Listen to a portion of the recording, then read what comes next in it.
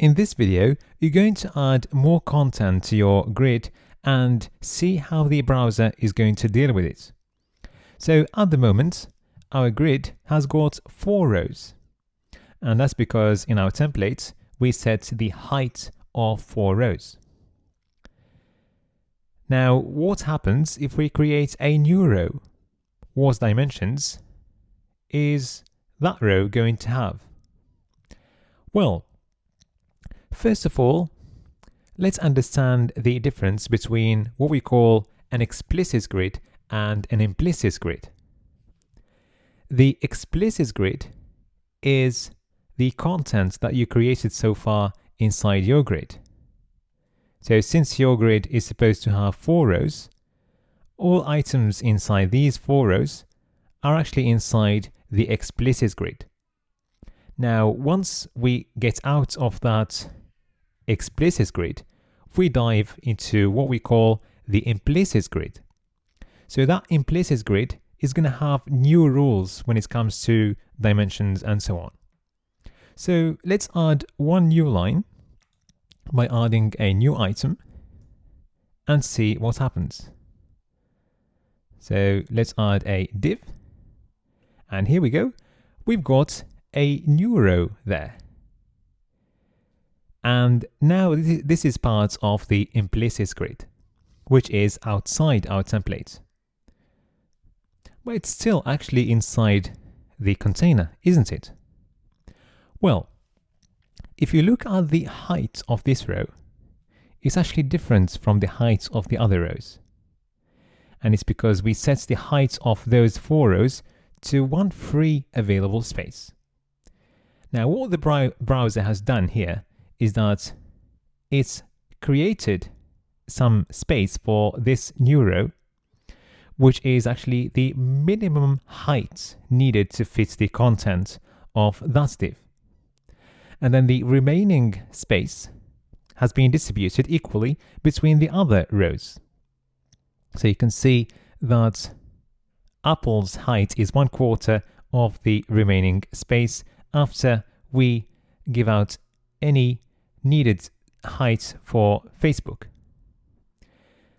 So the extra rows that we created will take by default a minimum height to contain the content of the row.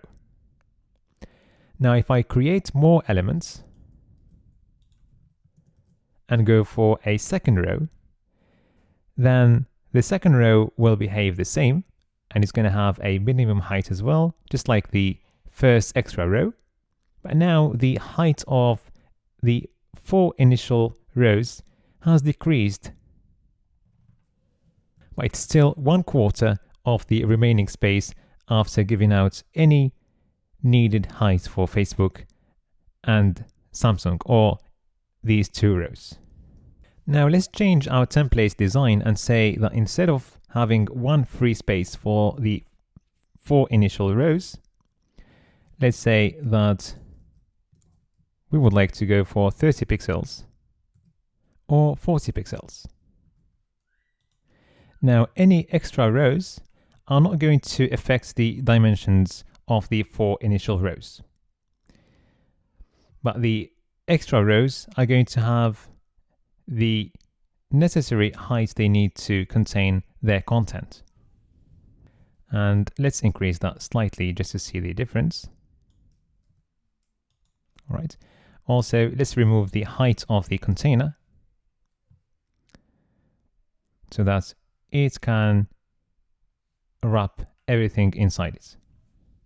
And by the way, this is supposed to be 4 rows. And let's go for 45 pixels. So you can see the height of the first 4 rows, and you can see the small height of the new 2 rows. Now, it is possible to set the height of these new rows. So let's do this.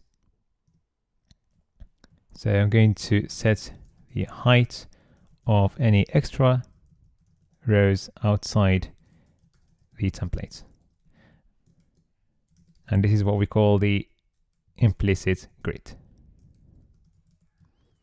I'm going to use the grid auto rows property, and let's go for a height of 70 pixels, for example.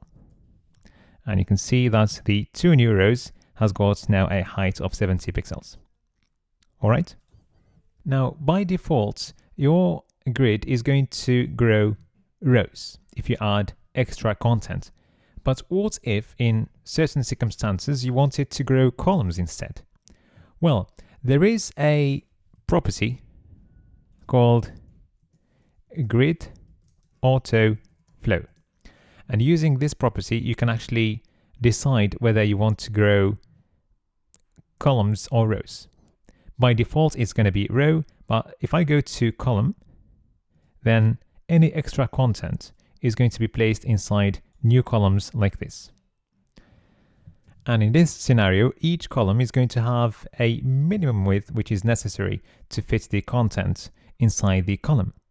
I can decide what width I want to have by using another property, which is grid auto columns. And if I set that, for example, to 200 pixels, then the extra columns are going to have a width of 200 pixels. All right.